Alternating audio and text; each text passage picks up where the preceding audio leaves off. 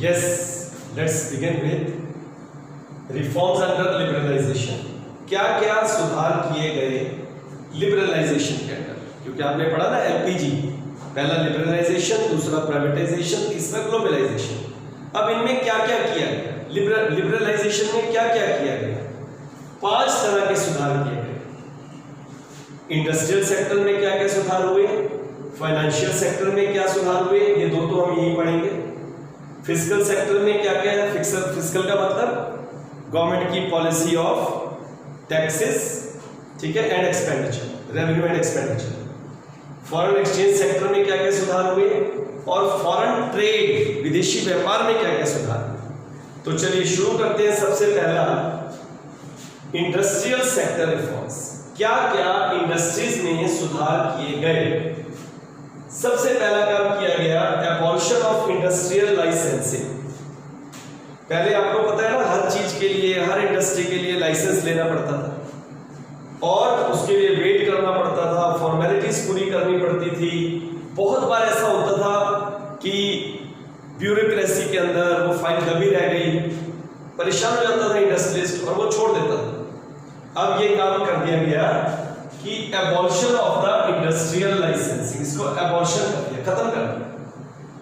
Only industries of strategic importance, जैसे कि alcohol, cigarette, खतरनाक कुछ हैजार्डस केमिकल्स या कुछ इंडस्ट्रियल एक्सप्लोजिव्स और एरोस्पेस ड्रग्स एंड फार्मास्यूटिकल, इनको छोड़कर बाकी किसी भी इंडस्ट्री लगाने के लिए लाइसेंस की जरूरत को खत्म कर दिया। ये पहला काम किया गया। Second is a decrease in the role of public sector. पहले जो इंडस्ट्रीज थी, PSUs, public sector undertakings, 17 industries को उसके लिए रिजर्व रखा गया था। उनको कम करके सिर्फ 3 इंडस्ट्रीज कर दिया गया, फ्रॉम 17 to 3। सिर्फ 3 इंडस्ट्रीज को छोड़कर बाकी सारी इंडस्ट्रीज को प्राइवेट सेक्टर की तरफ कर दिया गया। 3 इंडस्ट्रीज भी कौन सी थी? एक डिफेंस, एक एटॉमिक एनर्जी जनरेशन और तीसरी रेलवे। इसमें याद रखना, एक डिफेंस है, एक एटॉमिक एनर्जी जनरेशन और तीसरी इंडस्ट्री जो रखी गई वो रखी गई रेलवे। इन 3 को छोड़कर बाकी सारे को टोटली प्राइवेट सेक्टर के हाथ में दे दिया गया।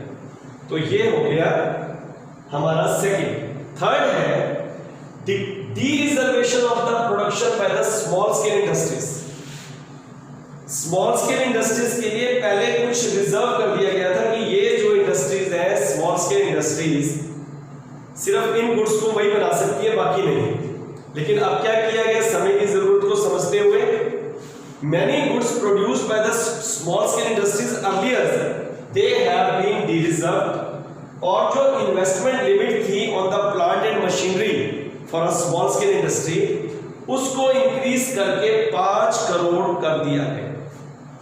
So this was the change in case of the de-reservation of the production by the small scale industry, और लिमिट को भी इंक्रीज करके 5 करोड़ कर दिया।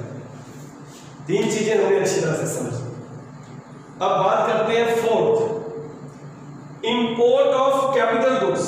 बड़ी इंपॉर्टेंट बात है। पहले हमें कोई भी चीज मंगवानी होती थी तो उसके लिए पहले परमिशन लो, इंपोर्ट कर पाएंगे नहीं कर पाएंगे, वो सारी एक बहुत बड़ी कॉम्प्लेक्स प्रोसीजर था। पर अब हमें पता है कि हमें अपना इंफ्रास्ट्रक्चर साउंड करना है तो मशीनरी मंगवानी पड़ेगी, कैपिटल गुड्स मंगवाने पड़ेंगे। तो क्या किया गया? There was a freedom to import the capital goods and the technology. किसके लिए? In order to develop the strong infrastructural base of the country. ये भी सबसे बड़ा रिफॉर्म हुआ हमारी इंडस्ट्रियल सेक्टर में अंडर द लिबरलाइजेशन। फिर क्या किया गया? ये हो गए, हमने पढ़ लिए 4 रिफॉर्म्स इंडस्ट्रियल सेक्टर में। फिर क्या किया गया? फिर किया गया फाइनेंशियल सेक्टर, जिसके अंदर हमारे बैंक्स आते हैं, नॉन बैंकिंग फाइनेंशियल इंस्टीट्यूशंस आते हैं, ठीक है ना, और हमारे इसके साथ साथ ये आते हैं स्टॉक मार्केट ठीक है, ये सब हमारा इसमें आता है in case of the financial sector. इनमें भी बदलाव किए गए। क्या क्या बदलाव किए गए? सबसे पहले आरबीआई के रोल को चेंज कर दिया गया। रिजर्व बैंक ऑफ इंडिया, जो आपको पता है कि आपने पूरा चैप्टर पढ़ा है बैंकिंग का, सुप्रीम है, टॉप मोस्ट बैंक है, एपेक्स बैंक है, सारा कंट्रोल उसके हाथ में है। लेकिन अब उसको एक नई ड्यूटी मिल गई। पहले वो हर चीज को रेगुलेट करता था, अब वो हर चीज में फैसिलिटेटर बन गया, एज अ हेल्पर।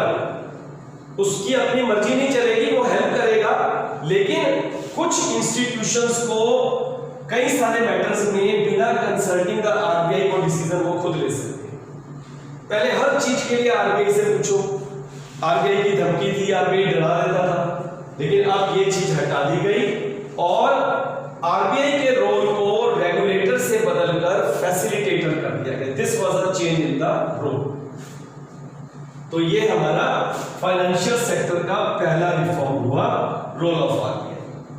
सेकंड हुआ establishment of the private banks.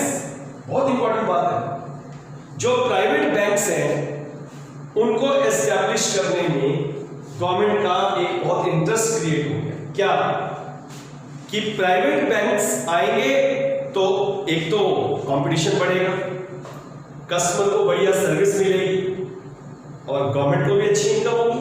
तो ये देखो प्राइवेट सेक्टर बैंक्स, चाहे वो इंडियन बैंक्स थे as well as the foreign direct investment, foreign banks, they were established to promote the competition. दो चीजें थी, एक तो कंपटीशन और एक better services to the customers.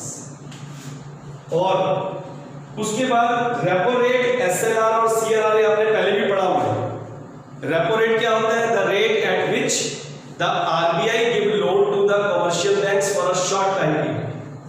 और आपको पता है, आपने पढ़ा है, जब रेपो रेट कम हो जाता है तो रेपो रेट के कम होने से इंटरेस्ट रेट कम हो जाएगा, लोग ज्यादा लोन लेंगे, ज्यादा लोन लेंगे तो इन्वेस्टमेंट बढ़ेगी, इन्वेस्टमेंट बढ़ेगी तो ग्रोथ हो जाएगी। देखो रेपो रेट कम हो गया, इससे लोगों ने लोन लेना ज्यादा शुरू कर दिया, इन्वेस्टमेंट इंक्रीज हो गई और जीडीपी भी इंक्रीज हो गई। इसी तरह से सीआरआर एसएलआर, इसमें भी यही होगा, बोरिंग बढ़ेगी, इन्वेस्टमेंट बढ़ेगी और जीडीपी की ग्रोथ। तो ये हमने अभी कंप्लीट कर लिया रिफॉर्म्स अंडर लिबरलाइजेशन में। इंडस्ट्रियल सेक्टर में क्या क्या रिफॉर्म्स हुए, फाइनेंशियल सेक्टर में क्या क्या रिफॉर्म्स हुए, और अब हम पढ़ेंगे फिस्कल सेक्टर में क्या क्या रिफॉर्म्स हुए। फिस्कल का मतलब मैंने भी बताया, गवर्नमेंट बजट को ही बोलते हैं fiscal policy of the government, is called the budget, government budget. और फिर फॉरेन एक्सचेंज में क्या रिफॉर्म्स हुए और फॉरेन ट्रेड में क्या रिफॉर्म्स हुए। Now we are going to start with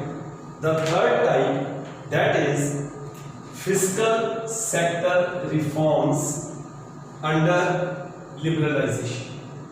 So what is this fiscal sector? You know, fiscal sector is related to government's revenue and expenditure. Revenue from tax and non-tax sources, expenditure on education, health, sanitation, defense, and so many other portfolios. So, in case of this fiscal sector reforms, what were the reforms under the liberalization? First was a reduction in the direct taxes. You know it. Direct tax is a tax whose burden cannot be shifted onto other, like income tax, wealth tax, gift tax, corporation tax, etc.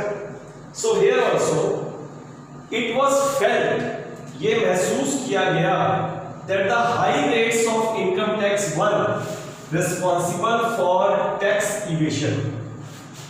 अगर ज्यादा rate होगा तो लोग tax की चोरी करेंगे, तो उन रेट्स को मॉडिफाई कर दिया गया, मॉडरेट कर दिया गया, उनको बिल्कुल नॉर्मल कर दिया गया। और जो कॉर्पोरेशन टैक्स है, that is a tax on profit, it has also been gradually reduced, उसको भी कम कर दिया गया। देन कम सेकंड, क्या रिफॉर्म हुआ फिस्कल सेक्टर में? Reform in the indirect taxes. ये तो आपको पता ही है, 1 जुलाई 2017 से इनडायरेक्ट टैक्सेस का एक नया टैक्स, जिसने सभी तरह के टैक्सेस को अपने में इन्वॉल्व कर लिया, अपने में सब्लिमेट कर लिया, वो टैक्स शुरू किया गया जिसका नाम है GST, goods and services tax. It was implemented in 1 जुलाई 2017 और इसका एक ही स्लोगन था, one tax one nation one market. पूरे मार्केट में एक टैक्स, एक नेशन में, पूरे देश में एक टैक्स, इस स्लोगन पर यह बेस्ड है। तीसरा काम किया गया, simplification of the tax paying procedure. Tax को पे करने का प्रोसीजर आसान कर दिया गया। पहले बहुत दूर डिस्टेंस जाना पड़ता था, एक टाइम बाउंड था कि इस समय तक पहुंचना है, वो सारी चीजें देखो। Prior to 91 it was very complex procedure, बहुत ज्यादा कॉम्प्लेक्स था ये procedure to make the tax payment in terms of long distance, fix time. लेकिन अब in order to encourage the better compliance on the part of tax payer, these procedures have been simplified. ये taxes में reform किए गए। 3 reforms हुए। पहला, direct taxes को कम किया गया, इनडायरेक्ट टैक्सेस में आपको पता है जीएसटी आ गया, और टैक्स पे करने का प्रोसीजर आसान कर दिया गया। तो हमने 1, 2 और 3 कंप्लीट कर लिए। अब हम शुरू करने जा रहे हैं फॉरेन एक्सचेंज और एक्सटर्नल सेक्टर रिफॉर्म्स। क्या इसमें रिफॉर्म किया गया? फॉरेन एक्सचेंज रिफॉर्म, उसमें सबसे पहला रिफॉर्म किया गया devaluation of the rupee. Dollar के मुकाबले में इंडियन रूपी की वैल्यू को कम कर दिया गया। मतलब अगर पहले $1 जो था 60 रुपीज का था, अब वो $1 जो है वो महंगा हो गया, 70 का हो गया। यानी इंडिया के रुपए की वैल्यू डॉलर के मुकाबले में कम हो गई, डॉलर को महंगा कर दिया गया। क्यों किया गया ऐसा? ताकि हमारी चीजें सस्ती होंगी तो लोग बाहर से एक्सपोर्ट करेंगे, एक्सपोर्ट बढ़ेंगे तो फॉरेन एक्सचेंज आना शुरू हो जाएगा, और फॉरेन एक्सचेंज आना शुरू हो जाएगा तो कंट्री की इनकम होनी शुरू हो जाएगी। इसके लिए ये सारा प्रोसीजर किया गया in order to make the exports cheaper so that it can be encouraged. We should encourage the exports and we can earn the foreign exchange to overcome that foreign exchange crisis. देखिए यही वो कह रहा है, it means reduction in the value of the domestic currency by the government. This encourages exports leading to inflow of the foreign exchange. Next है flexible exchange rate system. पहले एक system हुआ करता था फिक्स्ड एक्सचेंज रेट सिस्टम, ये भी हमारा एक टॉपिक है जो हम पढ़ेंगे, बैलेंस ऑफ पेमेंट वाला जो हमारा यूनिट है। उसमें अब सिस्टम को बदल दिया गया, उसको फ्लेक्सिबल कर दिया गया। फ्लेक्सिबल का मतलब मार्केट की forces, demand for foreign exchange and supply of foreign exchange, उन्हीं से ये इक्विलिब्रियम हो जाएगा और अपने आप बैलेंस हो जाएगा। तो ये सिस्टम कर दिया गया। It was that the market forces will manage the foreign exchange rate. Market forces of demand and supply. Now come foreign trade reforms. This we have completed. Now we are going to start with the last one. Foreign trade में क्या क्या सुधार किए गए? Liberalisation में last topic है हमारा ये। सबसे पहला काम किया गया removal of the export duty. पहले अपने डोमेस्टिक चीजों को हम बाहर ना भेजें, इसके लिए बहुत हैवी एक्सपोर्ट ड्यूटी लगी हुई थी, लेकिन उसको ग्रेजुअली कम कर दिया गया। क्यों कम कर दिया गया? ऐसा क्यों किया गया? ताकि हमारे एक्सपोर्ट्स बढ़े और हमें फॉरेन एक्सचेंज मिले। Removal of the export duty imposed earlier to encourage domestic production for domestic demand. Now it has been removed to increase competition of the Indian goods in the international market. So this was foreign trade reform number 1. Second was a removal of the licensing procedure for imports. Import करने के लिए licence लो, बार-बार पूछो, फिर licence मिलेगा नहीं मिलेगा, तो अब ये हटा दिया। To promote imports of essential capital goods for infrastructural growth, except in case of hazardous and environmentally sensitive industries. कुछ एनवायरमेंट सेंसिटिव और जो खतरनाक इंडस्ट्रीज है वहां पर इंपोर्ट की अभी भी आपको जो है उसके लिए आपको लाइसेंस लेना पड़ेगा, बाकी सब पर ये हटा दिया। और last, reduction of the tariff rates. आपको पता है ना, डोमेस्टिक इंडस्ट्रीज को प्रोटेक्ट करने का काम किया था गवर्नमेंट ने, to protect the domestic industries. अब क्या किया गया? There were very high tariffs on imports to favour the policy of protection किसकी? Of the domestic industry prior to 91। But now these rates on imports were reduced, किसके लिए? To promote the domestic trade and achieve the economic growth, ताकि अब हमारा जो trade है वो बढ़ेगा, बाहर से भी इंडस्ट्रीज आके काम करेंगी, इसलिए टैरिफ रेट्स कम कर दिए। तो हमने कंप्लीट कर लिया रिफॉर्म्स अंडर लिबरलाइजेशन। 5 तरह के रिफॉर्म्स हम कर चुके हैं। इंडस्ट्रियल सेक्टर में क्या क्या रिफॉर्म हुए, फाइनेंशियल सेक्टर में क्या रिफॉर्म हुए, हमने इससे पिछले लेक्चर में सुना। फिजिकल सेक्टर के रिफॉर्म्स आपके सामने अभी मैंने डिस्कस किया। डायरेक्ट टैक्सेस को कम कर दिया गया, इनडायरेक्ट टैक्सेस को में भी रिफॉर्म किया गया, जीएसटी आ गया, और प्रोसीजर ऑफ टैक्स जो था वो सिंप्लीफाइड टैक्स पेइंग प्रोसीजर को बहुत सिंपल कर दिया गया। फॉरेन एक्सचेंज के अंदर सबसे बड़ा काम किया गया, इंडियन रुपी की वैल्यू को कम किया ताकि एक्सपोर्ट्स बढ़े, और फ्लेक्सिबल एक्सचेंज रेट सिस्टम को अडॉप्ट किया गया। फॉरेन एक्सचेंज में क्या क्या रिफॉर्म किए गए? हमारी जो वैल्यू थी, सबसे पहले तो एक्सपोर्ट ड्यूटीज उनको कम किया गया ताकि एक्सपोर्ट्स प्रमोट हो और कंट्री के पास फॉरेन एक्सचेंज आए, कंट्री की ग्रोथ हो। फिर लाइसेंसिंग प्रोसीजर्स को रिमूव कर दिया गया, केवल हजार्डस और एनवायरमेंटल सेंसिटिव इंडस्ट्रीज के लिए ये रखा गया। और तीसरी बात हमने पढ़ी, टैरिफ रेट्स को कम किया गया ताकि जो पहले रिस्ट्रिक्शन थी वो हट जाए, फेवर ऑफ प्रोटेक्शन जो पहले थी उस पॉलिसी को बदला गया, और अब डोमेस्टिक ट्रेड और इकोनॉमिक ग्रोथ को बढ़ाने के पर जोर दिया गया। इसके बाद हम शुरू करेंगे, हमने पढ़ लिया लिबरलाइजेशन, क्या क्या रिफॉर्म्स हुए प्राइवेटाइजेशन में और क्या रिफॉर्म्स हुए ग्लोबलाइजेशन में, ये हम अगले लेक्चर्स में सुनेंगे।